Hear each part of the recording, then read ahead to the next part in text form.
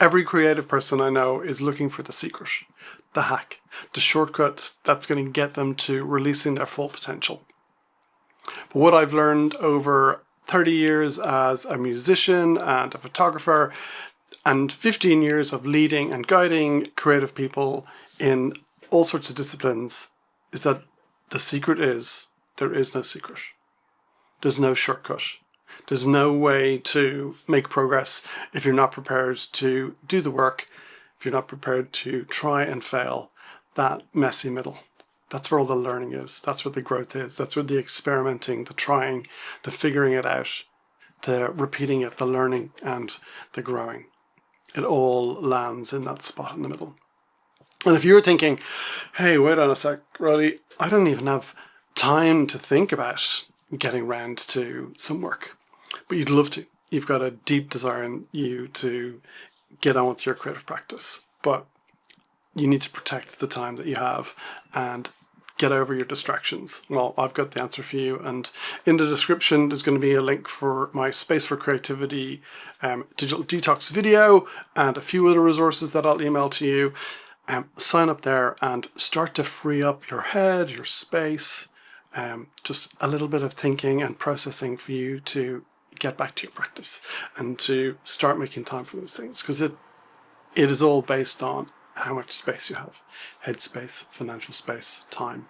And it's not just a matter of making a calendar appointment, because I bet you've tried that and it doesn't always work. Or when you get there, you're so exhausted that you just want to take a nap. Well, I've got you there as well, because there's also a PDF that I'll email you about the 7 types of rest.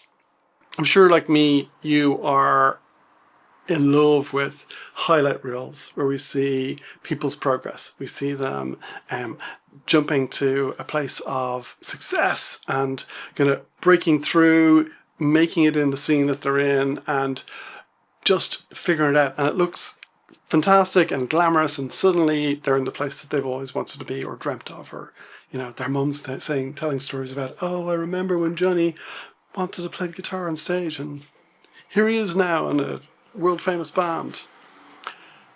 But in lots of those stories, it does skip the unglamorous step of years and years of practice, years and years of grind, years and years of no or not yet or you're not ready. Because no one can get to a significant stage, and particularly a global stage, without really putting in the work.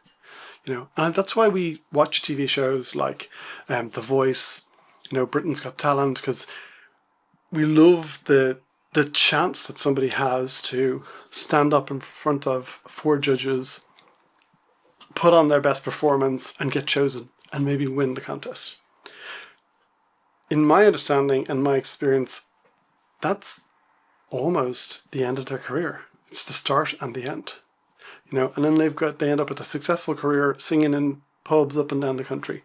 I've yet to see anyone really make something after that point.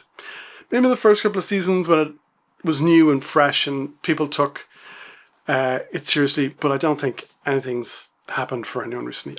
And if I've missed it, now, to be fair, I've kind of given up watching those shows because I kind of feel like they're entertaining for us and they offer a glimmer of hope, but I just feel it's too loaded for me to watch those anymore, and I feel like those young hopefuls are being taken for a ride for our collective entertainment. That's my take. If you've got any good stories that you can share of specific people who have recently won any of those contests, I'd love to hear about it in the comments. Inform me, and I'll go and watch their journey, because I also do love a good, thriving people have made it story.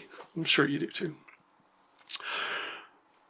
And the second point I really want to talk about is just how there's something so wonderful about tiny little consistently showing up and putting in the work, and how there's a compounding effect, how that just adds up and adds up and adds up over time. I know it so well from running.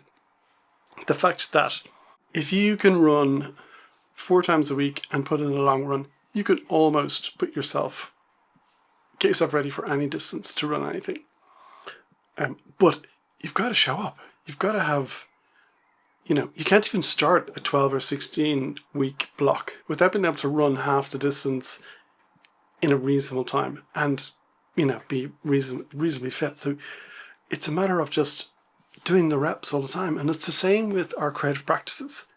If you want to get good at photography, if you want to be able to use any tools that you have in your studio, whether you paint, whether you write pen on paper with a typewriter in a word processor, or whether you're making music on hardware or in a DAW, you have to learn all that kit. And there's so much to learn. There's so many little pieces. There's so many intricacies.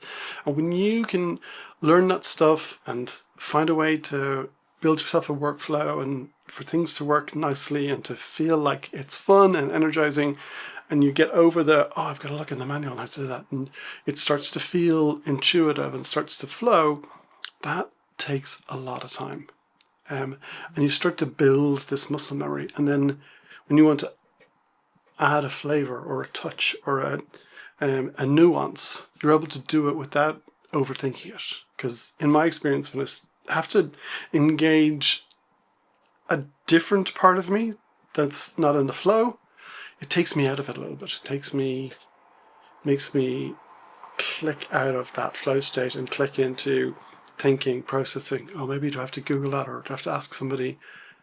Whereas if you can flow and allow those, natural waves of creativity and, energy to take you on a journey, I think it helps us to make better work.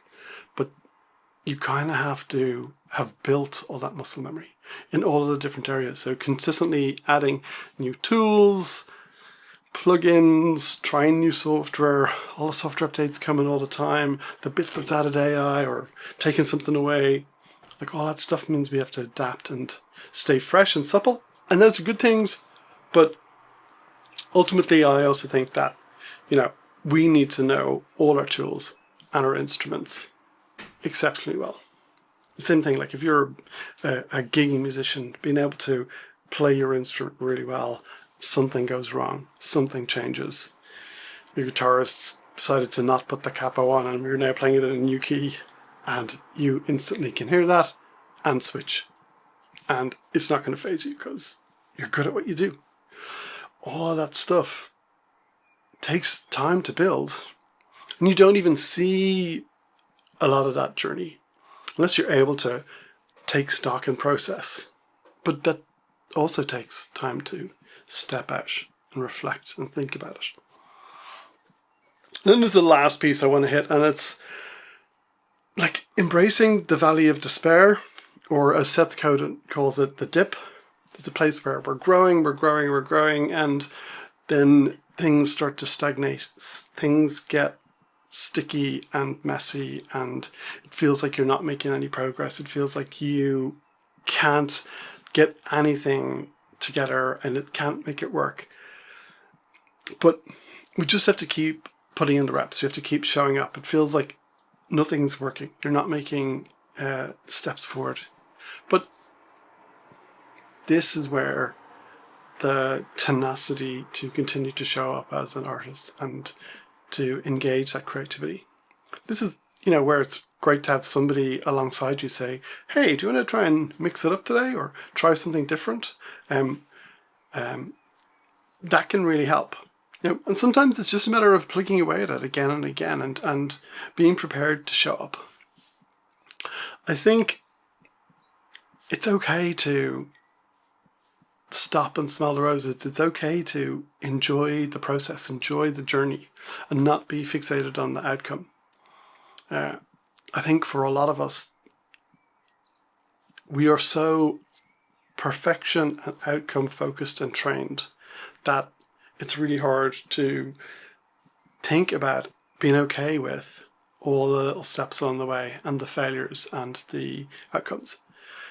And I think in this era of AI, one of the things that keeps us human and keeps humanity and human art standing out is those imperfections, and how those imperfections create their own level of beauty. And there's a real sense of beauty in that. Chuck Close said, "Inspiration's for amateurs. The rest of us just show up and get to work." I just want to remind you that it's in the process of showing up. It's in the process of getting to work. It's in the process of getting our hands dirty and sticking up through the process, the nitty gritty. That's where the learning is. That's what the growth is. That's where the magic happens.